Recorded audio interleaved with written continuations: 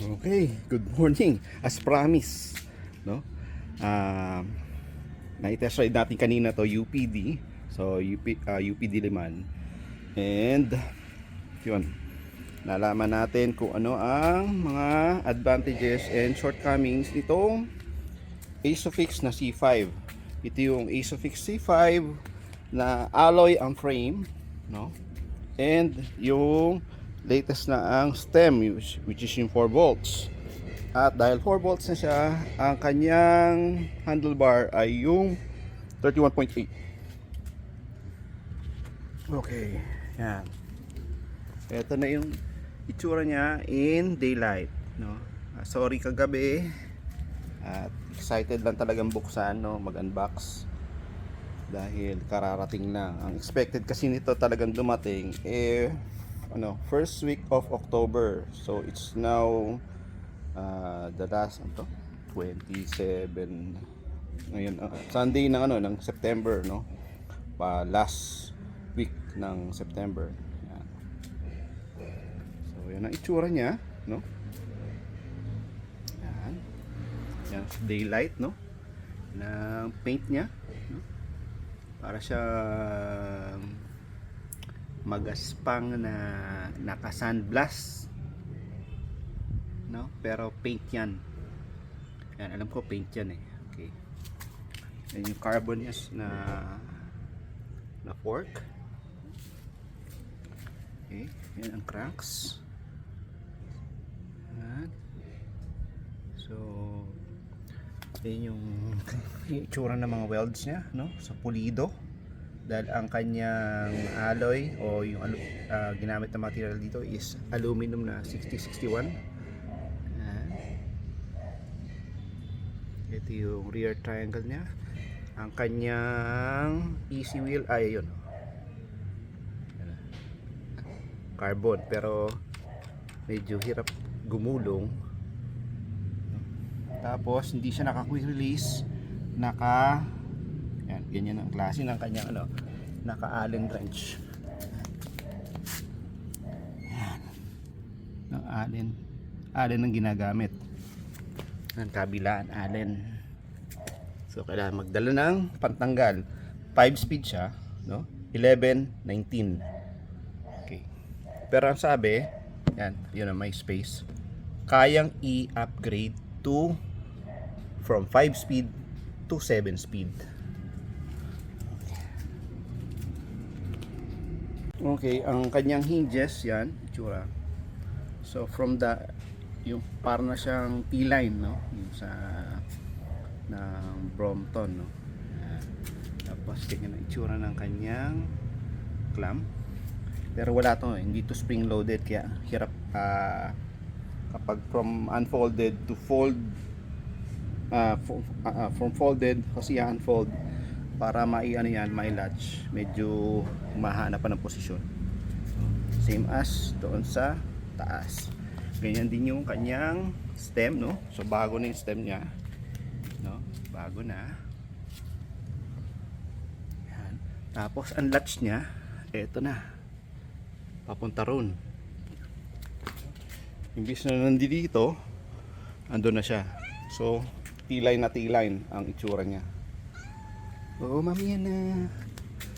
Tapos as an update, black na lang ang binigay sa akin imbis na yellow side. Dahil ito na raw yung mga lumalabas. Wala na sila nung Kojak, no? Hindi na ganun. Hindi na Kojaks. So ganyan na, Arison ang tatak. Pedals niya ay ganito. So Isofix brand. Yan. Left side lang ang quick release. Yung sa right ay hindi. Okay. Tapos yung suspension block niya ganyan na. So kamukha na siya na halos ng T-line. And eto, meron tatak pala ang seat post, no? Pero alloy yan. Ito lang carbon yung yung parang carbon ng kanyang seat saddle. Yan, carbon. Ayun ko lang kita. Diba? Okay. So, yan na yun. Tapos ang kanyang gearing, yun, L2, A7 ang shifter niya.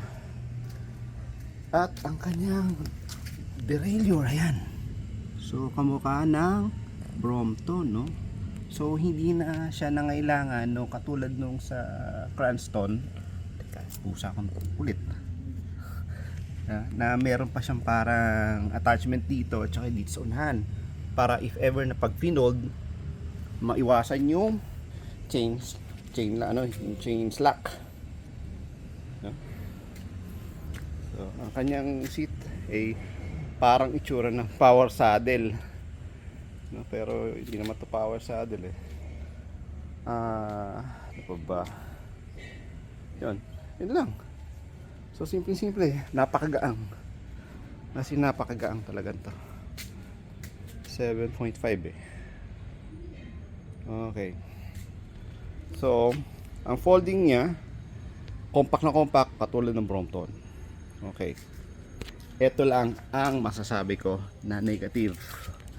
Yung gearing niya. Yan. Yung gearing niyan kapos.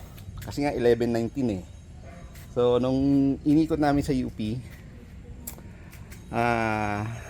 nung may mga undulating kasi, di ba, may mga up and down sa UP, tapos may mga akyat doon, tapos may tinatawag yata sila sa may bandang likod, carjack. Okay, inakit namin doon, hindi ako nakakyat. Okay. Hindi pa kami nakakarating doon, kapos na ako. Nakasagad na ako doon sa 19.